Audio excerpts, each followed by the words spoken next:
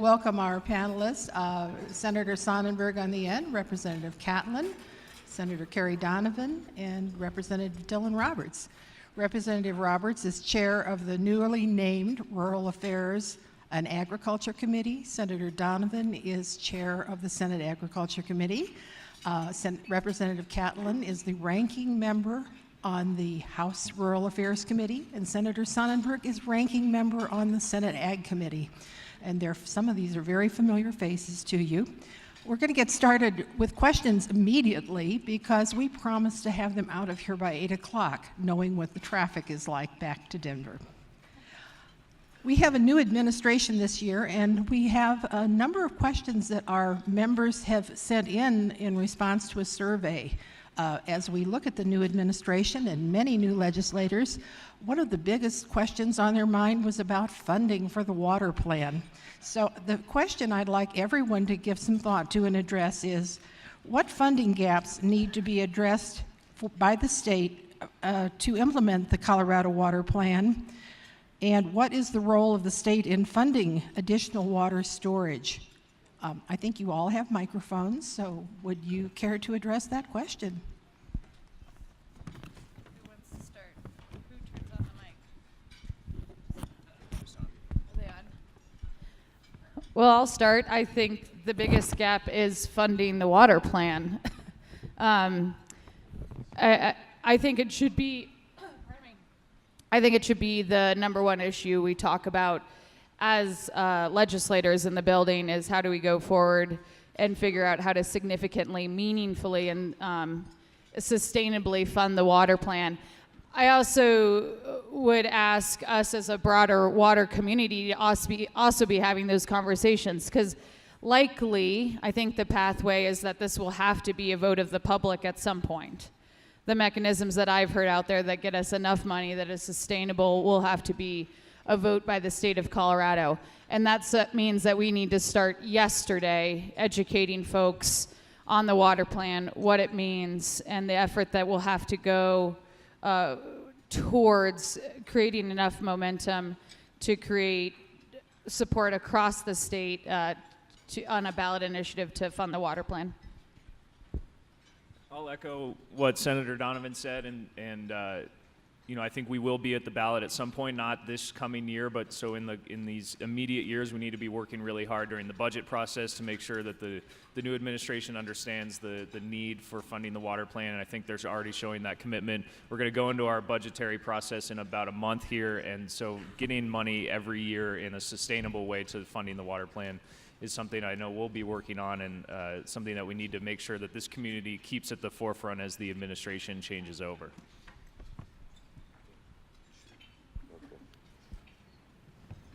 Well, can you hear me? I think they're stay on.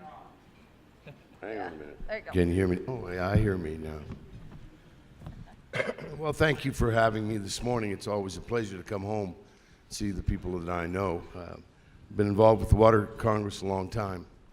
I'm proud of you people. You've done a great job. Doug, good for you.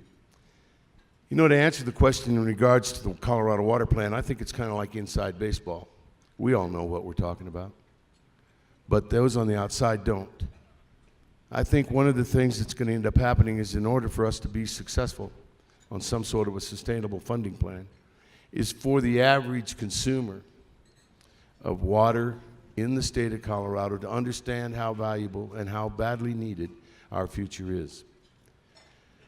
We're going to have to get the recreationalists and some of the folks that come out that enjoy water. It doesn't matter on which side of the mountain, but like to raft, like to water ski, do whatever it is that they do, or if they like to drink water or makes the baby's formula. They need to understand that this water in the state of Colorado is not going to work unless we take some actions. So if we were to go to the ballot today, I'm not sure that we would be able to pass a bill that would sustain water and water's future.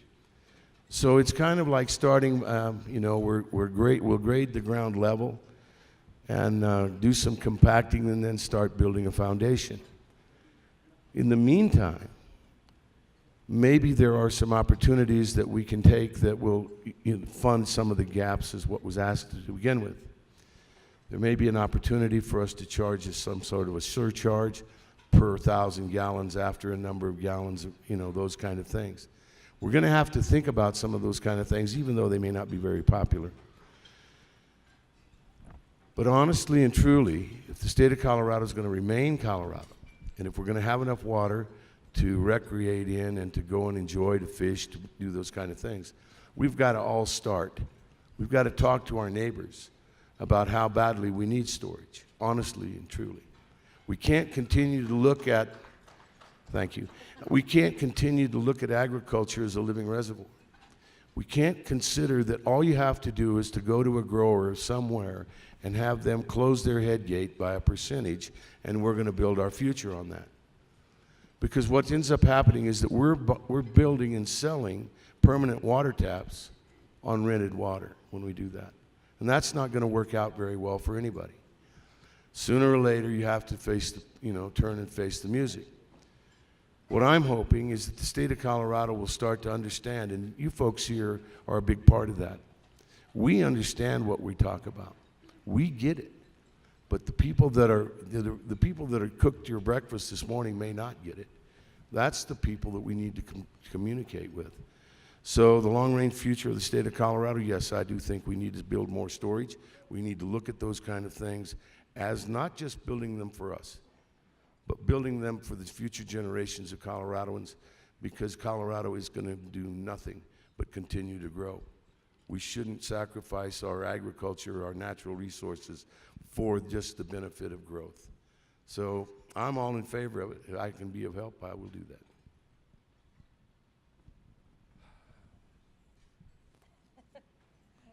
I don't want to be the skunk at the picnic, but I worry about when we talk about funding for the water plan, and if we don't have enough money to fund the entire water plan, how will that money be distributed? How will that money be spent? Will we focus on one area of the water plan over another area of the water plan? My concern is, and I'm kind of with Representative Catlin here, I've always been a proponent that our number one issue has to be keeping Colorado's water in Colorado, because if you don't keep our water in Colorado through storage or what other opportunities you have, the only place for that growth that they talk about to get water is from agriculture.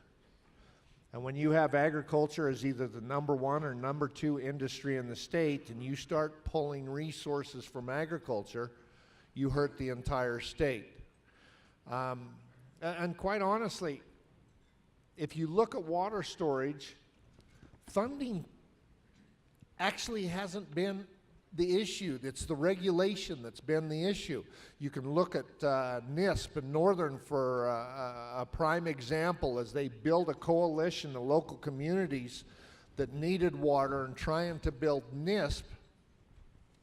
That is a perfect public-private partnership to be able to fund what we need. So I worry about raising somebody's fees and taxes to pay for a water plan that I think will ultimately come after ag water if we don't focus on the storage end.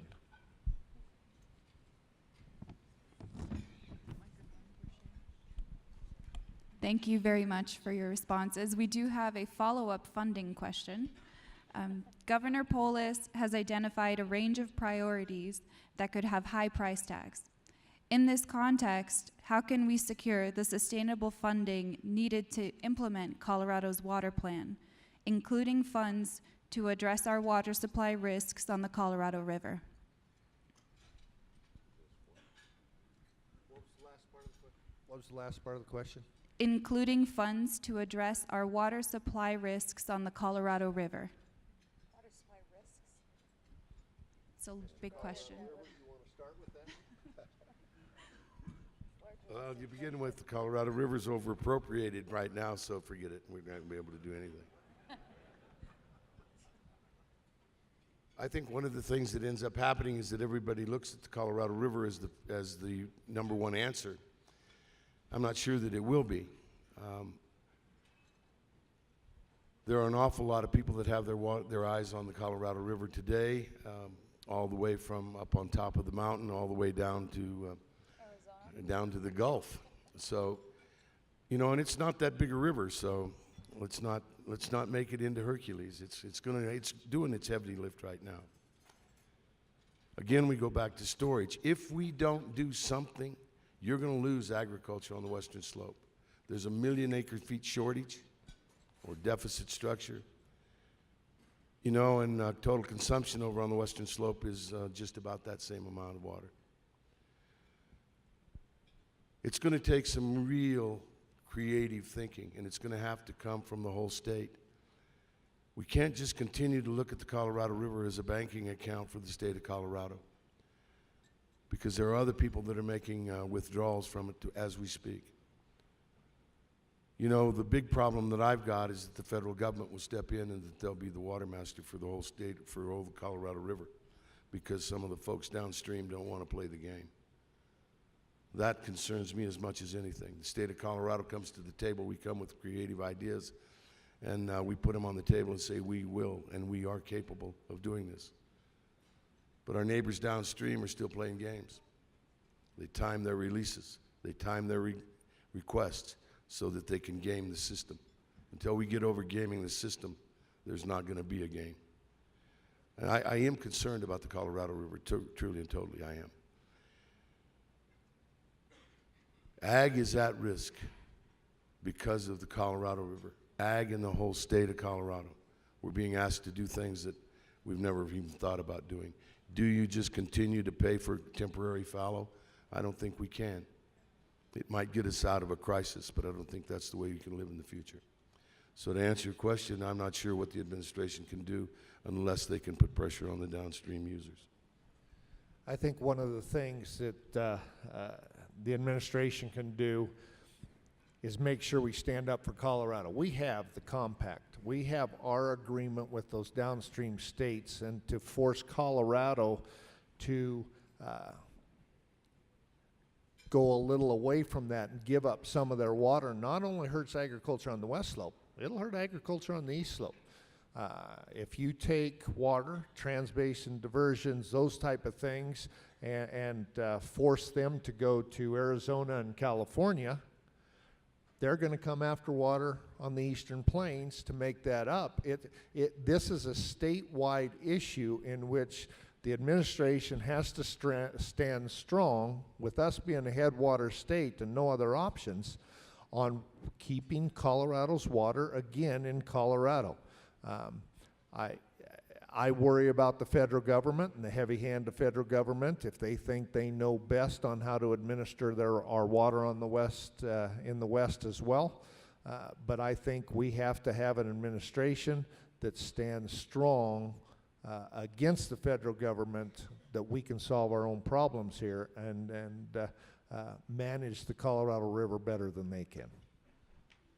So I would say, as it relates to the governor's budget and some of the plans that you mentioned that don't have to do with water, education, healthcare, things like that, it's clear that the governor wants to do those things. I think there's momentum to do a lot of those things, but I think that also shows why we need a sustainable resource of funding outside of the general fund to fund the water plan, why we've been talking about some of the things that Representative Catlin brought up on a user fee or creative solutions like that. It's just like transportation, where you can't fund everything that we need out of the general fund every year, especially if the governor wants to do some of the things that he's talking about. But we do need to stand up for ourselves, for our state, and I think the governor's administration, it sounds like they're committed to doing that. You have Dan Gibbs at DNR, who understands the need to be to lead in a Colorado way to make sure we're not going to be subject to the federal government if there is a call on the compact. So the governor is going to have his priorities outside of water, but I think his move so far and the people he's making, his choices to lead these areas, shows that he wants to find a long-term solution to this as well. So I represent Senate District 5, which is 7 counties that essentially hugs the Continental Divide. And what I think is, what I'll add to this discussion is the first introduction to politics that I can remember was Homestake 2 and the debates that we had and the fights that the Vail Valley, with my parents at the forefront of some of those, led. Now I'm in a district that hugs both sides of the Continental Divide, and we as a state and as a water community have moved a long way from the fights of Homestake and Homestake 2 days, where it was the West Slope versus Denver and the Eastern Plains. And I think that's the critical place for us to be going forward. Even though my district hugs the Continental Divide, it is dependent critically on what happens to the Colorado River. So if you want to kayak down Browns, or you want to go visit the orchards in Delta County, all of those communities depend on the future of the Colorado River, because it is that critical source in our state, of course. So going forward, I think we need to speak as a unified voice, and as Senator Sonnenberg so rightly said, ag on the Eastern Plains is as affected by the future of the Colorado River as sustaining ag on the Western Slope is, as well as so many other, I mean, the rivers are the life force of so many towns in the Western Slope. It's their identity, it's their economic driving force in a lot of cases. And I guess today I'm anxiously looking to our colleagues in Arizona to see where they find themselves at the end of the day. And then we need to start having those discussions as well as what Arizona's decision today means and what we react in the coming years. Thank you. One of the things that we've talked about in Colorado for the last few years is how we can stretch our existing water resources further. What are your thoughts about water markets, water transfers, some of the impacts and opportunities there? And the second part of that question is, how do they affect the prior appropriation system, or do they? Easy question.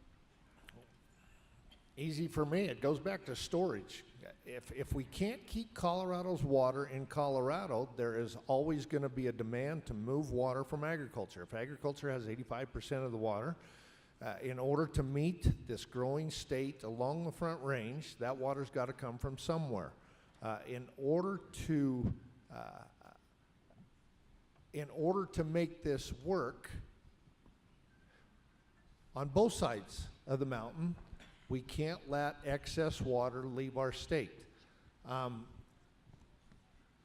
The plans, the following, all of those things to try to be more efficient with our water doesn't create more water, especially if we have no place to put that water that we're trying to save or we're trying to be more efficient with.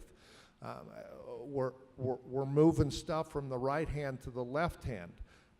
So I guess my answer continues, and I know it's new to everybody in this room, that it should be storage. Help us get the answer to meet our water needs. I think we need to be looking and be as creative as possible, and I don't think anything should be off the table. There's big solutions like big storage projects, but also things that we can encourage everyday users of water in an agriculture setting to do. And Representative Catlin just passed a bill out of the House Rural Affairs Committee this past week to encourage conservation on ditches. And those types of things that if either the legislature encourages or the administration encourages, I don't think anything should be off the table right now, given the situation we're in. On water markets and alternative transfer methods, some of those kind of things. One of the things, being a farm kid, I realized that, that's the 401k sitting out there outside the yard. I don't want to get in between the people that own that 401k and people that may want to buy it. But as a community and as a society, we're going to have to decide, do we want to look at buy and dry, or are some of the communities going to decide that they want to do something with the water that's right around their communities? I think these alternative transfer methods and follow and some of those kind of things work, and they will work in the short term. As far as impacting the long-term future, I don't think we can depend upon that.